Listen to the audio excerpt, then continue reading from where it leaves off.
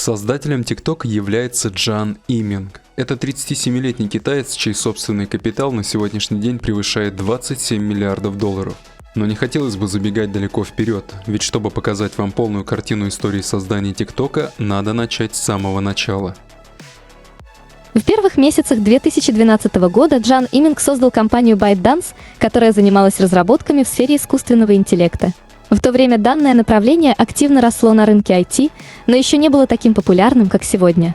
Первый проект являлся сайтом, который предлагал пользователям новости на основе их интересов.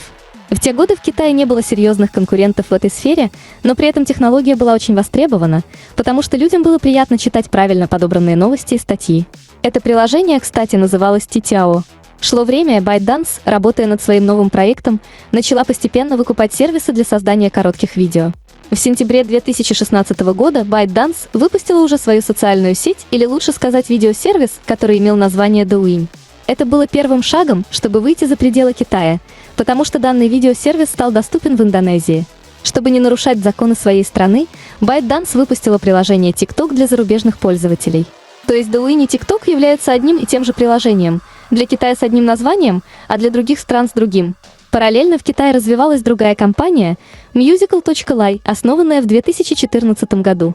Кстати, стоит упомянуть, что когда появился первый прототип этого сайта, он представлял из себя сервис по научно-популярным роликам длительностью до 5 минут. Я думаю, каждый догадывается, что этот сайт не получил серьезной популярности. В итоге создатели решили поменять концепцию.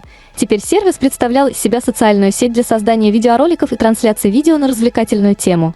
На Musical.ly можно было добавлять видеоролики длительностью уже от 15 до 60 секунд, а также выбирать под них подходящие звуковые дорожки.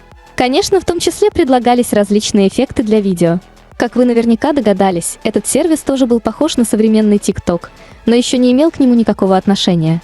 Формат Douyin и Musical.ly были так похожи, что компания ByteDance решила просто выкупить Musical.ly. Важно понимать, что сервисы ByteDance были направлены в основном на китайский рынок, а компания Musical.ly являлась уже китайско-американской. По данным журналистских источников, сделка обошлась примерно в 1 миллиард долларов. Окончательное объединение произошло в 2018 году. И вот с этого момента TikTok представляет из себя тот самый сервис, который мы с вами знаем. Представительства TikTok открылись в Берлине, в Дубае, в Лос-Анджелесе, в Лондоне, в Сеуле, Нью-Йорке, Джакарте, Париже и даже в Токио. Количество пользователей превысило 1 миллиард. Кстати, очень интересная статистика. Так сложилось, что многие считают TikTok приложением в первую очередь для подростков. Это действительно правда, но есть забавные факты.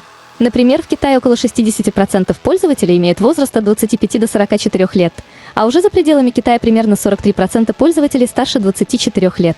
И что действительно странно, мужчин больше, чем женщин, целых 56%. Возможно, это как-то оправдывается общей демографией. Например, как многие знают, в том же Китае количество мужчин больше, чем женщин. В любом случае, по причинам перевеса мужского пола в ТикТоке не было серьезных исследований, поэтому бессмысленно что-то утверждать с полной уверенностью.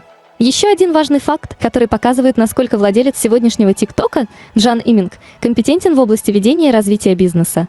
ByteDance стала первой компанией, которая не получила финансовой поддержки от таких финансовых гигантов, как Alibaba, Baidu и даже Tencent. Стартап получал частные инвестиции. Каким-то чудом в 2017 году компания ByteDance смогла привлечь 2 миллиарда долларов, а в 2018 году уже 3 миллиарда долларов. Неудивительно, что деловой журнал Fast Company назвал стартап ByteDance одним из самых инновационных в мире. Уже на сегодняшний день рыночная капитализация компании оценивается в 100 миллиардов долларов. На самом деле, это колоссальные цифры для компании, выросшей за такой короткий срок. Не все российские пользователи знают, что офис TikTok открылся даже в Москве. Это произошло в сентябре 2019 года. И это случилось не просто так. TikTok в России обрел огромную популярность среди интернет-аудитории.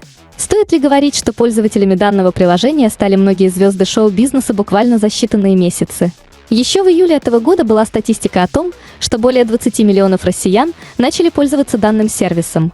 Что интересно, российские пользователи проводят в ТикТоке больше времени, чем в каких-то других социальных сетях или даже в том же Инстаграм.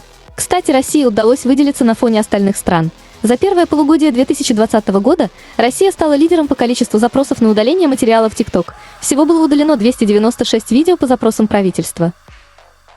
Конечно, TikTok еще не достиг пика своей аудитории, даже несмотря на огромную популярность. Как минимум, в ближайшие несколько лет количество пользователей будет продолжать расти. Тяжело спрогнозировать, чем все это закончится через, например, 10 лет. В любом случае, время покажет. С вами был канал Хитровкин. Удачи!